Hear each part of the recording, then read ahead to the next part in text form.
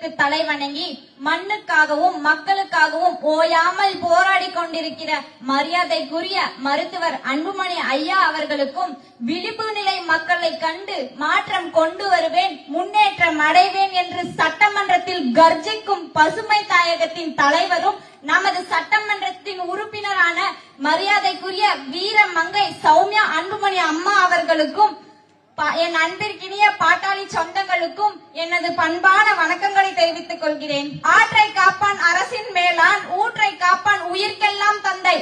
840 வருஷத்துக்கு முன்னாடி கர்நாடகால முதலாம் நரசிம்மவர்மன் ஆட்சி ஆண்டு கொண்டிருந்தாரு. அப்போ காவிரிக்கு நடுவே செயற்கையான முறையில ஒரு அணையை உருவாக்குனாரு.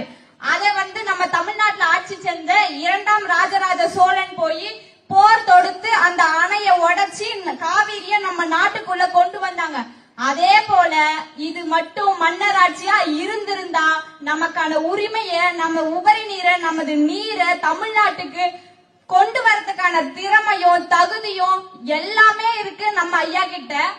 என்ன பண்றது, இது மன்னராட்சி முறை இல்ல, மக்களாட்சி முறை. அதனாலதான் ஜனநாயக முறையில போராடி நம்ம மக்கள் கிட்ட எல்லாம் விழிப்புணர்வு ஏற்படுத்தி அப்புறமா ஜனநாயக முறையிலேயே நம்ம போவோம், பொறுமையா போயிட்டு நமக்கான உரிமையை நம்ம மீட்போம்னு சொல்லி அன்புமணி ஐயா அவர்கள் நமக்காக போராடிட்டு இருக்காரு.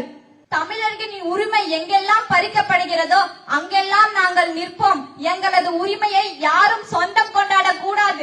அது அமெரிக்காவாக இருந்தாலும் சரி, நான் அவர்களிடம் போராடி தமிழர்களின் உரிமையை மீட்டு கொடுப்பேன் என்று வேம்பு மற்றும் மஞ்சள் கிழங்கையின் காப்புரிமையை மீட்டு கொடுத்த உரிமை போரின் பேரழகன் நமது அன்புமணி ஐயா அவர்கள் இன்று நமது நதியைக்காகவும் வருகை புரிந்திருக்கிறார். நீர் அரசியல் அல்ல, எங்கள் உயிர். காவிரி என்பது நதி அல்ல, தமிழ்நாட்டின் ரத்த ஓட்டம். கர்நாடக அரசு மேகதாது என்ற ஒரு அணையை மட்டும் கட்டிவிட்டார்கள் என்றால் தமிழ்நாடு பாலைவனமாக மாறிவிடும். 8 கோடி மக்களின் வாழ்க்கை, 8 கோடி மக்களின் 5.5 கோடி மக்களின் வாழ்க்கை நிலை கேள்விக்குறியாக நிற்கும். 12,000 ஏக்கர் காட்டை அழித்து கிழக்கு தொடர்ச்சி மலையும் மேற்கு தொடர்ச்சி மலையும் இணைகின்ற இடத்தை துண்டித்து வனவிலங்குகளின் வாழ்விடத்தை அழித்து ஒரு மாநிலத்தை பாலைவனமாக்கி ஒரு நகரத்தை வளர செய்ய வேண்டுமா? அப்படிப்பட்ட வளர்ச்சி வேண்டுமா என்று தமிழர்களின் உரிமைக்காக கர்நாடக அரசை எதிர்த்து நமது ஐயா அன்புமணி அவர்கள் நிற்கிறார்கள்.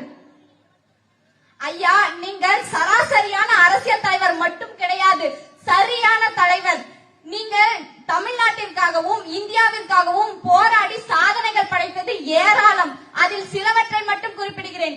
90,000 மதுக்கடைகளை சட்ட போராட்டம் மூலமாக மூடியவர் நீங்கள். 108 ஆம்புலன்ஸை கொண்டு வந்து இந்தியா முழுக்க பரவ செய்தீர்கள். அது மட்டுமல்லாமல் அரசு ஆரம்ப சுகாதார நிலையங்கள் ஒவ்வொரு கிராமங்களிலும் இன்றளவிலும் சிறப்பாக செயல்பட்டுக் கொண்டிருக்கிறது. புகைப்பிடிப்பது நாட்டுக்கும் வீட்டுக்கும் கேடு என்று புகைப்பட பொருட்களின் மீது எச்சரிக்கை வசனங்களை போட்டீர்கள். அது மட்டுமல்லாமல் பொதுவெளியில் யாரும் மக்களுக்கு இடையூறாக புகைப்பிடிக்க கூடாது என்ற சட்டத்தையும் கொண்டு வந்தீர்கள்.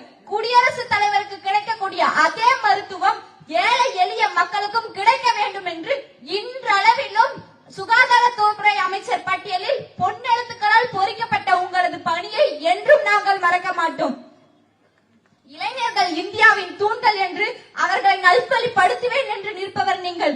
உங்கள் பின்னால் லட்சக்கணக்கான இளைஞர்களையும் பெண்களையும் நின்று உங்களுக்காக மக்களுக்காக நிற்கக்கூடிய உங்கள் பின்னால் காவிரியை மேகதாதானையை கட்ட விடாமல் நிற்போம். எதிர்காலத்து தேர்தலை பற்றி சிந்திப்பது கிடையாது, எதிர்கால சந்ததிகளுக்காக சிந்திப்பவர் தான் நீங்கள். அதனால் தான் இந்தியாவிலேயே உலக தலைவர்கள் வாங்கிய மாபெரும் விருதுகளை இந்தியாவில் வாங்கிய முதல் அரசியல்வாதி நீங்கள்.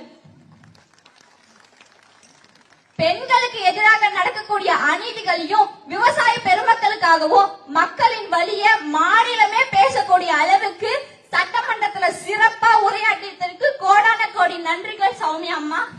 மென்மேலும் மக்களின் பிரச்சனைகள் தீர்வு காண்பதற்கு தொடர்ந்து உங்கள் பணி சிறக்க வேண்டும் என்று நான் ஆசைப்படுகிறேன். திறமையான ஒரு வேட்பாளரை சட்டமன்ற உறுப்பினராக தேர்ந்தெடுத்ததற்கு தர்மபுரி மாவட்ட மக்கள் நாங்கள் பெருமைப்படுகிறோம். நாம் நினைத்தால் முடியாது என்று எதுவுமே கிடையாது. நாம் நமது தமிழருக்கான உரிமை ஜல்லிக்கட்டு தடை செய்யப்படும் போது நாம் அனைவரும் ஒன்றிணைந்து நமக்கான உரிமையை மீட்டெடுத்தோம். அதே போல் இப்பொழுது வந்தோம் சமூக வலைத்தளத்தின் மூலமாக. அதே போல இப்பொழுதும் நமது உரிமைக்காக, நமது காவிரி நீரை காப்பாற்றுவதற்காக ஒன்றுபட்டு செயல்பட்டு வென்று காட்ட வேண்டும். இறுதியாக ஒன்றை மட்டும் சொல்லிக் கொள்கிறேன். எனது எண்ணத்தில் தோன்றிய சில வரிகள். புறநானூறு பாடிய